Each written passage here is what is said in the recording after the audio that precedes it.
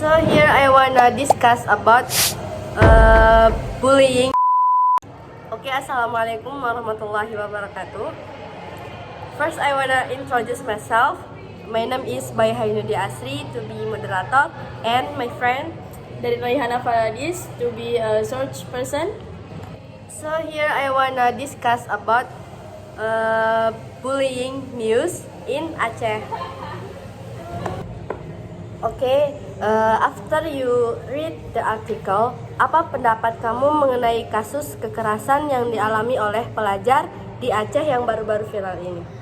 Pendapat saya, my opinion about the news from Aceh, memang harus menemukan titik terang dari masalah tersebut because of what? Because kasus ini berada di lingkungan sekolah yang merupakan tempat terbentuknya moral seorang siswa. Jadi jika tidak disegerakan akan mempengaruhi sikap para siswa ke depannya gitu. Oke. Nah, lalu bagaimana kamu menilai peran sekolah dan guru dalam mencegah kekerasan di lingkungan pendidikan? Jadi menurut saya itu sekolah dan guru itu memang punya peranan penting kunci dalam mencegah kekerasan. Sekolah juga harus menciptakan lingkungan yang aman dengan aturan tegas dan sistem pelaporan yang jelas. Guru adalah garda terdepan. Mereka harus memang menjadi teladan peka terhadap perubahan perilaku siswa yang mampu membangun komunikasi yang baik, dan juga jangan sampai kekerasan itu diabaikan atau dianggap biasa. Jadi pendidikan karakter seorang siswa itu juga penting, yang akan dinilai dari nilai empatinya, toleransi, dan juga saling menghargai. Dan juga terus mencegah kekerasan memang bukan hanya tugas satu pihak, tapi tanpa peran aktif guru dan sekolah itu merupakan upaya yang sulit untuk berjalan. Oke, good opinion. Oke, next, menurut kamu apakah penanganan kasus kekerasan terhadap pelajar oleh kepolisian sudah sesuai dengan prinsip perlindungan anak dalam konstitusi, dan mengapa? Jadi memang secara hukum ya, penanganan kekerasan terhadap pelajar itu seharusnya mengutamakan perlindungan anak sesuai dengan UUD 1945 dan Undang-Undang Perlindungan Anak. Namun di lapangan masih sering ditemukannya pelanggaran prinsip seperti anak diperiksa tanpa pendamping atau diperlakukan seperti orang dewasa. Idealnya pendekatan yang digunakan oleh keadilan itu bukan penghukuman semata. Jadi bisa saja saya katakan bahwa penanganan oleh kepolisian itu masih belum sepenuhnya sesuai dengan prinsip perlindungan anak di zaman sekarang. Oke, for your all opinion that, lalu apakah konkret yang menurut Anda perlu dilakukan oleh sekolah, pemerintah, dan masyarakat untuk mencegah kekerasan antar pelajar? Jadi untuk mencegah kekerasan ya antar pelajar itu memang semua pihak itu memang harus terlibat.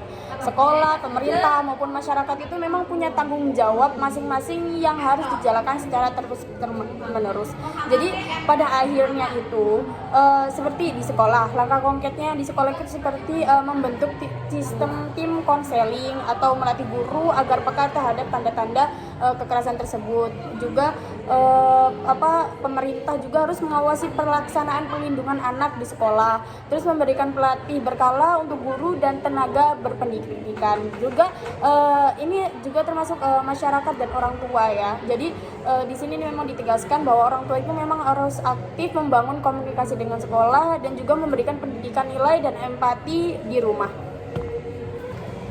Oke, terkait dengan kasus ini, apakah kamu pernah menyaksikan atau melihat secara langsung kasus pembulian?